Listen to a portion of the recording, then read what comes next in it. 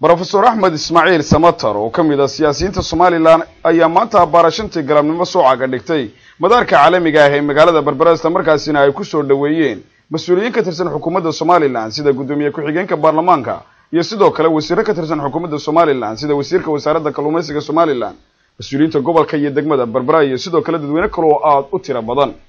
Professor Ahmed Ismail Samatar ayaa markii uu ka soo degay diyaaradda Ethiopia Airlines oo iyadu keentay madaarka magaalada Berbera ayaa waxa uu soo caga dhigtay isagoo qeereysan isagoo midmid u gacan qaaday dadweynihii ku soo dhaweeyay gegida diyaaradaha ee magaalada Berbera balse waxay ahayd arrintan sida xoog leh u soo jeedatay dadweynaha soo dhaweynaya professorka isla markaana qeero gelisay waxa uu professorku la jeestay sujuud isla markaasina uu dhunkaday dhulkiisa hooyo oo imika yimid muddo laga joogo ilaa 22 sanadood.